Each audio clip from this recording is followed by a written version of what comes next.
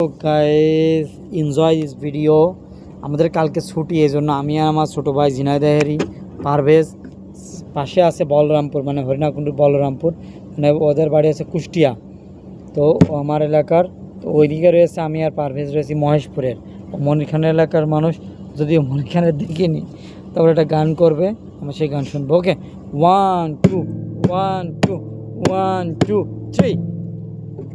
আমার মতো এত সুখী নেই তো কারো জীবন, কি আদর স্নেহ ভালোবাসায়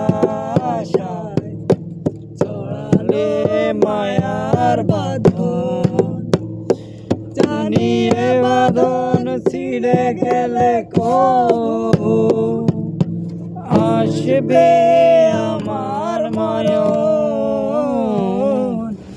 আমার মতো এত সুখী নয়তো কারো জীবন, আমার মতো এত সুখী নয়তো কারো জীবন।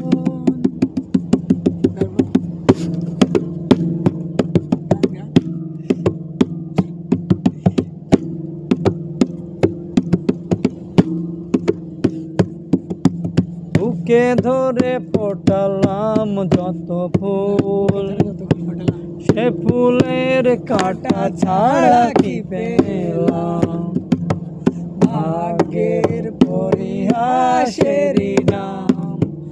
ও বুকে ধরে ফোটালাম যত ফুল, ফুলের কাঁটা ছাড়া কি পেলাম, ভাগ্যের পরিহাসের নাম। নিয়তির কাছে বারে বারে হেরে যায় মানুষ এমন, আমার মতো এত সুখী হয়তো কারো জীবন, আমার মতো এত সুখী হয়তো কারো জীবন। হাত লেগে না ভাই, আপনার সত্যি কথা বলবেন। আমার মতো এত সুখী হয়তো কারো জীবন, আদর স্নেহ ভালোবাসা হারানো মায়ার বাঁধন। আমি আবারও ক্ষমা চেয়ে নিচ্ছি আমাদের এই গুণী শিল্পী খালেদ হাসান মিলু, সে আর এই জগতে নাই। এবং এই গানের যে মানে কি বলবো এটাকে, যে লিপসিং করেছে সেই মানুষটার, নায়করাজ রাজ্জাক, সেও আর এই পৃথিবীতে নাই। তবে জাস্ট এই গানটা ওর মনে হলো তাই আমরা গাইলাম। তো এই গানটা, আমি সঙ্গীতপ্রিয় মানুষ, খুব সঙ্গীতপ্রিয় মানুষ, এবং আমি লেখালেখি পছন্দ করি, খুব বেশি পছন্দ করি। যার কারণে আমি ছোটোবেলা থেকেই, আমি ওনার ছেলে প্রীতম হাসান এবং প্রতীক হাসান, আমি প্রীতম হাসানেরও ছোটো, প্রতীক হাসানের হয়তো সেম বয়স হব, যে বর্তমান বাংলাদেশে ফিল্ম ইন্ডাস্ট্রিতে মিউজিক দেওয়ার জন্য বিখ্যাত একজন মানুষ।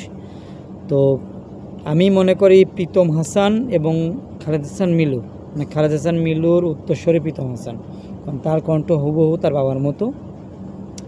তো আমি ছোটোবেলা থেকে কণ্ঠশিল্পী চিনতাম, যার কারণে আমি এই কণ্ঠগুলো আমি বুঝি। তো আপনারা যারা আমার এই ভিডিওটা দেখছেন তারা অন্যভাবে নেবেন না, আমি গান ওইভাবে পারি না। আমার হয়তো গান করার মানে ইচ্ছা, তো আমার হয়তো সব মানে ওইভাবে সুর দেয়নি, তবে আমি একটু চেষ্টা করি গানের করানোর জন্য। অবশ্যই ভিডিওটি ভালো লাগলে লাইক কমেন্ট শেয়ার করবেন এবং সাথে থাকবেন সবাই। ধন্যবাদ সবাইকে।